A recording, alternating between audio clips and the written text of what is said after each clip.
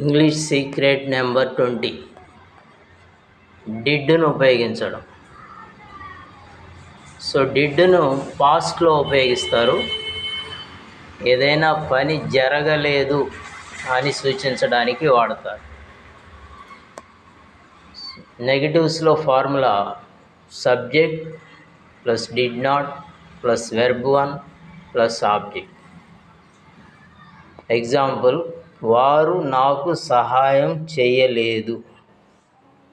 They did not help me. For all subjects we can use did not. అంటే వెళ్ళలేదు, చూడలేదు, అడగలేదు, మాట్లాడలేదు, తినలేదు, ఇలాంటి వాటికి. ఇప్పుడు దే డిడ్ నాట్ హెల్ప్ అంటే వారు సహాయం చేయలేదు. దే డిడ్ నాట్ గో, వెళ్ళలేదు.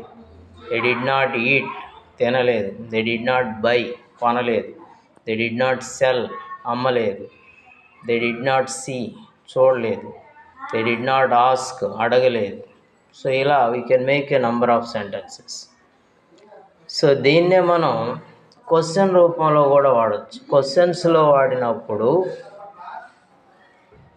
ఏదైనా పని జరిగిందా అని అడగడానికి క్వశ్చన్స్లో వాడతారు. ఫార్ములా వచ్చి did plus subject plus verb 1 plus object.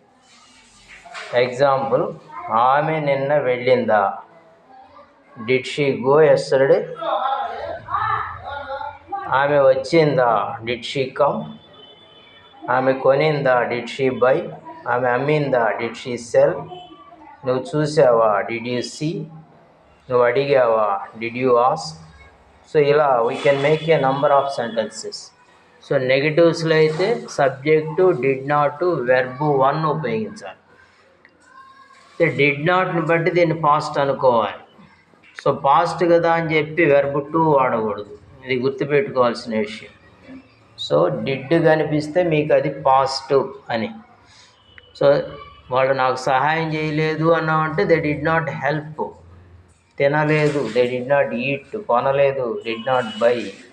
అదే క్వశ్చన్ అయినప్పుడు డిడ్తో స్టార్ట్ చేయాలి. Did you go, did you see, did you buy, did you eat, అలా. సో ఇలా we can make a number of sentences. ఇది మనం హెల్పింగ్ వెర్బ్గా ఎలా వాడతామనేది చూస్తున్నాం అన్నమాట. ఇదే మెయిన్ వెర్బ్గా వాడే సందర్భం కూడా ఉంటుంది. అయితే మెయిన్ వెర్బ్గా వాడినప్పుడు అది మళ్ళీ మనకి టెన్స్లో కనిపిస్తుంది.